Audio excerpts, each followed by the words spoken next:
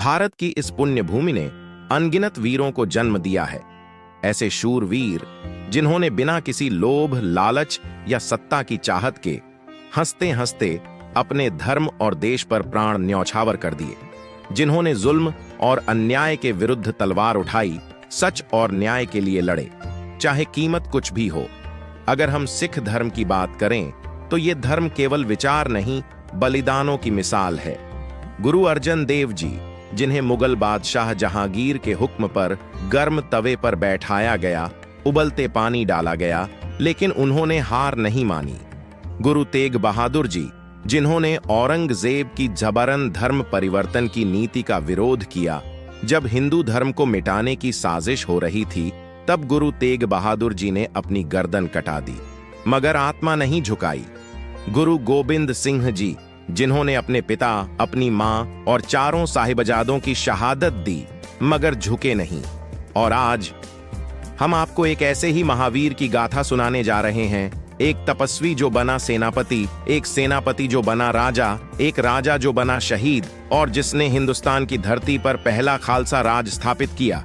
नाम है बाबा बंदा सिंह बहादुर। चलिए चलते हैं उनके जीवन के उस रोमांचक, प्रेरणादायक और त्यागपूर्ण सफर पर, जो इतिहास के पन्नों में सोया हुआ है, पर हर भारतवासी के दिल में जागना चाहिए। सन 1670 के आसपास जम्मू कश्मीर के राजौरी इलाके में एक राजपूत परिवार में जन्म हुआ लक्ष्मण देव का। बचपन से ही वीरता और आध्यात्म में रुचि थी। युवा अवस्था में ही घर छोड़ दिया और सन्यास का मार्ग अपना लिया। वो एक साधु जनकीदास के शिष्य बने और फिर बन गए माधोदास बैरागी। तपस्या करते हुए वे पहुंचे नांदेड़, जहां उन्होंने एक आश्रम स्थापित किया। लेकिन अंदर कहीं ना कहीं एक ज्वाला धधक रही थी, एक अधूरी पुकार थी। 1608 गुरु गोबिंद सिंह जी दक्षिण भारत के अभियान पर थे। वो नांदेड़ पहुंचे और वहीं माधोदास से उनका ऐतिहासिक मिलन हुआ। गुरु जी के तेज विचार और शब्दों ने माधोदास के जीवन को ही बदल दिया। उस सन्यासी ने गुरु जी के चरणों में समर्पण कर दिया। गुरु जी ने उन्हें नया नाम दिया, बंदा सिंह बहादुर। गुरु जी ने बंदा सिंह को एक विशेष मिशन सौंपा। पंजाब जाकर अत्याचार का अंत करो और न्याय का राज स्थापित करो। गुरु जी ने बंदा सिंह को एक चिट्ठी दी। 5 प्यारे सिखों और एक छोटी सेना के साथ भेजा गया उन्हें पंजाब। अब वो केवल एक साधु नहीं, एक सेनापति थे, न्याय की तलवार लिए। उनकी आंखों में अपने गुरुओं के बलिदान का प्रतिशोध था। उनके कदम चल पड़े इतिहास रचने की ओर। पहला निशाना था सामाना, वो स्थान जहां गुरु अर्जन देव जी और गुरु तेग बहादुर जी के हत्यारे पलते थे। 1709 में सामाना पर आक्रमण हुआ। बंदा सिंह ने मुगलों को तहस नहस कर दिया। इसके बाद कपूरी, सधौरा, बनूढ़ जैसे स्थान भी मुक्त हुए। बंदा सिंह का नाम अब पूरे पंजाब में गूंजने लगा था। गरीबों को जमीन मिली, किसानों को अधिकार मिले, जुल्म का अंत होने लगा। लोग उन्हें केवल योद्धा नहीं, मुक्तिदाता कहने लगे। अब बारी थी सबसे बड़े युद्ध की, सिरहिंद, जहां का नवाब वजीर खान था, वही जिसने गुरु गोबिंद सिंह जी के 2 मासूम बेटों को दीवार में जिंदा चिनवाया था। बंदा सिंह की सेना ने 1710 में सिरहिंद पर चढ़ाई की। खूनी युद्ध हुआ, पर अंत में वजीर खान मारा गया।